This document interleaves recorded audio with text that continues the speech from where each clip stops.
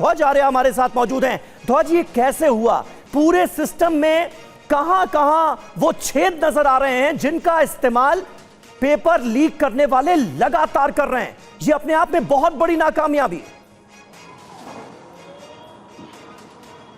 बिल्कुल, देखिए, सबसे पहले मैं एक आंकड़ा बताना चाहूँगा कि राजस्थान में जो पिछली अगर 4 से 5 नीट की जो परीक्षा है उनका आंकड़ा अगर देखा जाए तो 3 बार में राजस्थान से पेपर आउट हुआ है, यानी कि तीन परीक्षाओं में राजस्थान से पेपर आउट हुआ है। राजस्थान का नाम सबसे पहले आता है, सीकर, कोटा, यानी कि ये जो इलाके हैं और शेखावाटी के इलाके हैं, यहाँ से सबसे पहले आउट हुआ। और जैसा कि हम लगातार जानकारी दे रहे थे कि एसओजी अपनी रिपोर्ट पेश करने वाली है, सुबह भी हमने जानकारी दी थी कि एसओजी अपनी रिपोर्ट पेश करेगी एनटीए को और एनटीए उस पर फैसला लेगी कि नीट की परीक्षा को रद्द करना है।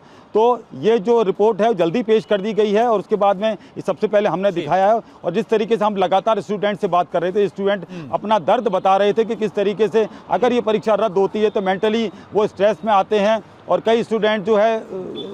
और ध्वज जिस तरह से जिसका जिक्र अभी लूपहोल का जिक्र हमें बताया था, समीर कर रहे थे, ध्वज जिस लूपहोल का जिक्र समीर कर रहे थे, क्योंकि इस पूरे मामले में राजस्थान से जिस मास्टरमाइंड जिसे कहा जा रहा मनीष, जिसे पकड़ा गया है, बताया जा रहा है यही मास्टरमाइंड है। अब सिस्टम में कहीं ना कहीं तो एक बड़ा लूपहोल है। सपने में तो ये सवाल आए नहीं होंगे, कहीं ना कहीं से तो उसके पास से सवाल पहुंचे ना। देखिए, सबसे बड़ा सवाल तो ये है और जानकारी ये निकल कर आ रही है कि प्रिंट होने से पहले मनीष के पास में ये पूरा जो है एग्जाम पेपर था, यानी कि ये जो तमाम सवाल थे उसके पास थे और उसी ने ये पूरी तरीके से क्वेश्चन पेपर को बनाया और उसके बाद में राजस्थान भर में, यानी कि शेखावाटी के चूरू में, चूरू, सीकर और नागौर और इन्हीं इलाकों में उसने सर्कुलेट किया। कोचिंग संचालकों की भूमिका इसमें सबसे ज़्यादा अहम मानी जा रही है। कंसल्टेंसी का जो राकेश मंडावरिया है उसे पुलिस ने अरेस्ट किया है, एसओजी ने अरेस्ट किया है। उसके जो कोचिंग सेंटर है, कंसल्टेंसी का जो सेंटर है, वहाँ के तमाम सीसीटीवी फुटेज और इनके आपस में जो पैसे का लेन देन, मनी ट्रेल जो हुआ है उसको भी पूरी तरीके से उन्होंने पूरी एक ट्रेल निकाली है और किस तरीके से अन्य राज्यों के लोगों से भी इनके संपर्क थे। ये सारी रिपोर्ट एनटीए को भेजी गई और उसके तुरंत बाद एनटीए ने एक बड़ा फैसला लिया है, नीट परीक्षा को रद्द कर दिया गया। यानी कि राजस्थान एसओजी की भूमिका और ये जो पूरा मामला है इसका खुलासा जो है हमारे साथ कुमार कुंदन भी मौजूद हैं। एनटीए ने परीक्षा रद्द कर दी, क्या ये बात यहीं पर खत्म हो जाएगी या खत्म हो जानी चाहिए? क्या एनटीए की भी जिम्मेदारी नहीं तय होनी चाहिए? कुमार कुंदन, ये अपने आप में वो बड़ा सवाल है जो इस वक्त हर किसी के जहन में है, कोई पूछे ना पूछे।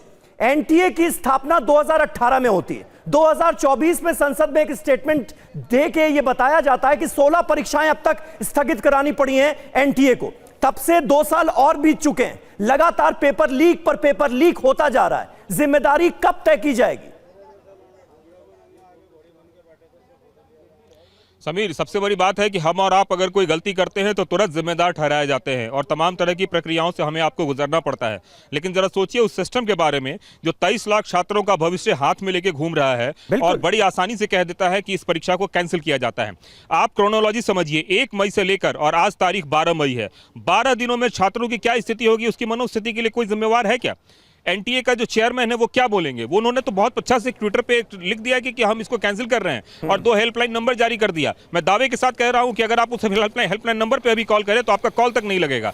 जरा उस मनोस्थिति को समझिए। और जो हिंदुस्तान के डॉक्टर हैं वो आम डॉक्टर नहीं होते समीर, पूरी दुनिया में उसकी कद्र होती है, पूरी दुनिया में उसका मान सम्मान होता है और ये एक बहुत प्रतिष्ठित बोर्ड है जिससे कि पूरे एग्जामिनेशन और तमाम तरह की चीजें कंडक्ट होती है। ऐसे में अगर यूपीएससी का एग्जामिनेशन का अगर कैंसिल नहीं हो सकता है, उसका प्रोग्राम जो एग्जाम है फुल प्रूफ तरीके से हो सकता है, तो मेडिकल का एग्जाम फुल प्रूफ तरीके से क्यों नहीं हो सकता? वो भी खास करके तब जब पिछले बार ही, अभी साल भर भी नहीं बीते हैं पूरे घटना को हुए पिछले। और आप सोचिए, क्रोनोलॉजी समझिए, छात्र को अभी अब दोबारा से एग्जाम देना पड़ेगा, रिजल्ट में भी लेट होगा, उनका एकेडमिक सेशन लेट होगा। इन सभी चीजों के पीछे जो जिम्मेदार लोग हैं उनको जिम्मेदारी कब ठहराई जाएगी?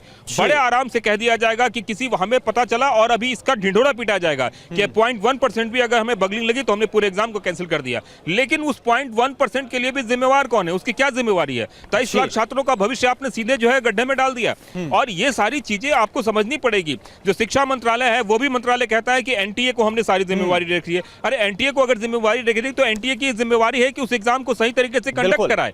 और आज की तारीख में जब इस तरह के सिस्टम आ गए हैं, यूपीएससी का भी एग्जाम होता है, देश का सबसे प्रतिष्ठित एग्जामिनेशन है, उसमें इस तरह की बहुत परेशानी नहीं देखी जाती है। लेकिन मेडिकल एग्जाम में ही क्यों इसमें इतना पैसा इन्वॉल्व है? क्यों इतने मेडिकल कॉलेजेस में धांधली, तमाम तरह की चीजें?